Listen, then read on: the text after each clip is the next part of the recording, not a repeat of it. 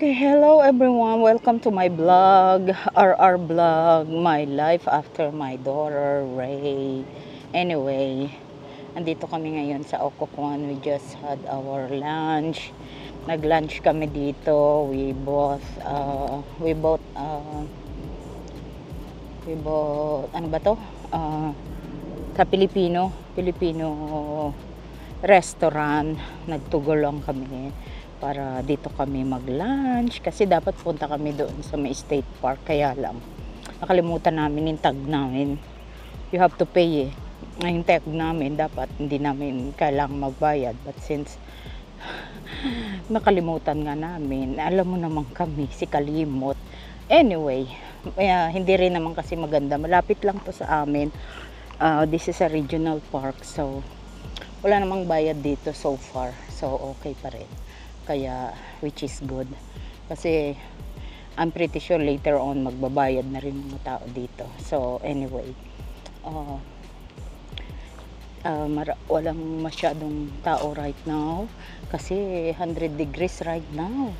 Apakainit. Pero, naka-UV ray protection ako. Kasi, ang init. Masusunog yung balat mo. Kaya, kailangan may protection ka talaga sa balat mo. So, I wear this, para sa mainit to na damit pa, kahit na long sleeve. So, okay lang. Anyway, katindihan ng init ngayon, kaya, maraming taong they decided magstay home na lang kaysa, ma-stroke sila dito sa labas. So, anyway, nandiyan yung asawa ko. Diyan kami, naglatag lang kami ng aming, mat sa damo. Tapos,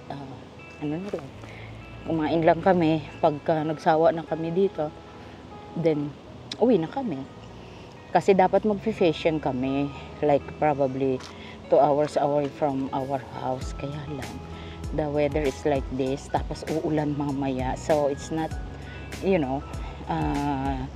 parang nakakatamad kung ganun ang mangyayari, iinit tapos biglang uulan. Yung ulan pa naman ngayon is iba, parang bumubuhos na ulan talaga. Good thing na lang di kami binabaha. Sana nga laging ganito, but who knows? Kasi nirarandom na tayo talaga ni Mother Nature, kaya wala tayong kasiguraduhan what's gonna happen. Nagagalit na si God, nagagalit na ang Diyos sa atin, pero I don't believe that. Walang nagagalit. Hindi nagagalit ang Diyos. Kahit na anong sama ng mga tao, hindi nagagalit ang Diyos. Basta mag-ask ka lang ng forgiveness, you are, mapo-forgive ka na. So, that's my belief now. Kaya, my prayer right now, every day, is just to say thank you and forgiveness, like I said.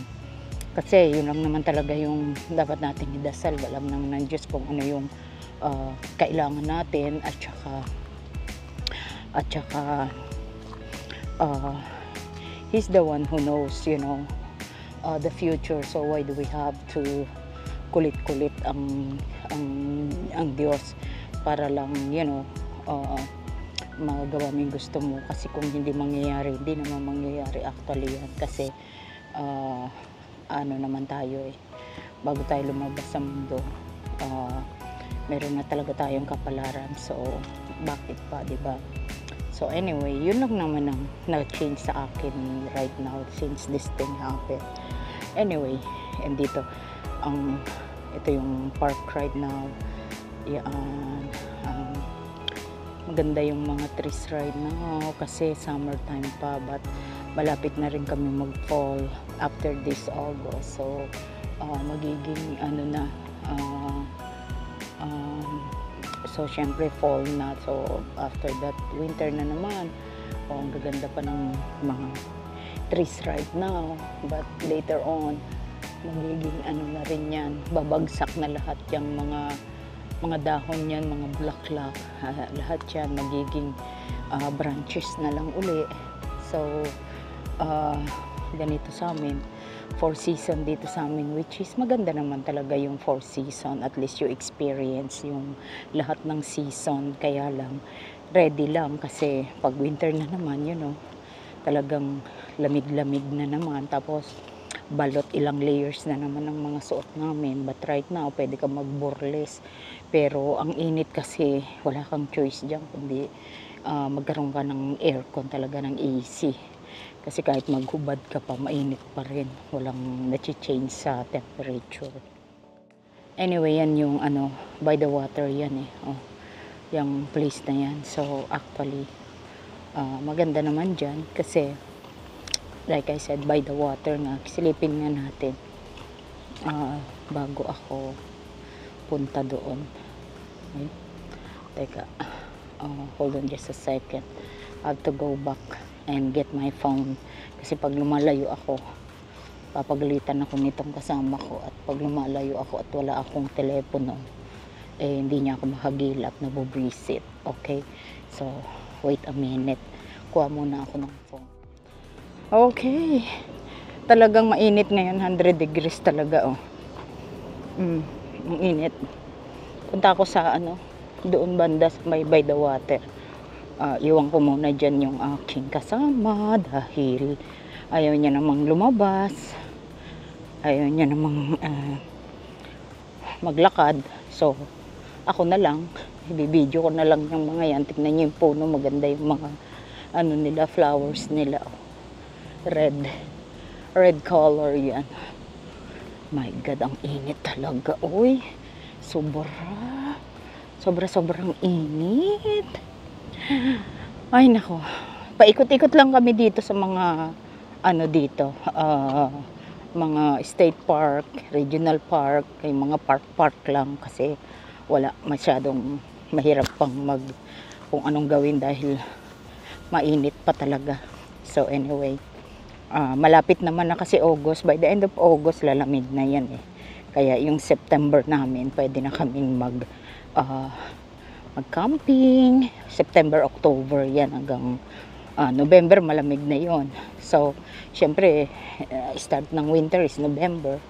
Kaya magi-snow na yung time na mga minsan Thanksgiving, like end of November nag-i-snow kami. Pero right now hindi natin ma-predict kasi iba ang weather at this time. Kaya we don't know exactly. Iba talaga ngayon. Hindi natin yan kahit yung mga nasa weather yung mga meteorologists, nahihirapan din silang mag-explain ng weather at this time. But anyway, it is what it is. Okay? Ganda dito actually. Yan lang, talagang sunog na yung batok ko. Ayan ako. And buti na lang meron akong hat na malaki, at least hindi nasusunog yung mukha ko. Tsaka marami akong sunblock para hindi na ako maging mukhang prunes. Anyway, dito ako. Mamaya pa-pick up na lang ako dito sa asawa ko. Kaysa babalik pa ako doon. Punta ako dito sa mga puno-puno. Kasi wala. Sobrang init right now. Anyway, ito yung cafe. Buti na lang may cafe na sila dito. At least kung may stay ka dito, pwede kang kumain dyan. May pagkain dyan. Kape-kape. At kung ano-ano, mga fish and chips. They have mga sandwiches. So, burger. Yan, syempre American food yan. So, dito tayo. Pasok tayo dito kasi magbabanyo. Sandali. At hindi pa naman ako banyo, kaya malayo dun. Pagka inabot ako, lalakad ako dito, napakalayo. Hindi ko na naman aabutin. Alam niyo, napakahirap ng meron kang anxiety. Hindi ka makaintay. Anyway, this is the Brickmere Cafe. Okay. Yung cafe. This is the cafe. Diyan, maraming pagkain dyan. Hindi niya na itsura dyan. Right now. Anyway, aakit ako doon. Doon muna ako banda. Medyo mahangin doon sa bandang taas eh. So, dito muna tayo. Sana mayroon akong masilungan para hindi masyadong mainit. Kasi ang sobrang init right now. Talagang Buti na lang may breeze kahit pa paano. Although mainit siya, pero meron siyang hangin. Kaya okay lang. Lalo na dito sa top ng, ito yung venue nila. Yan. Hanap muna ako ng pwesto dito. Kasi,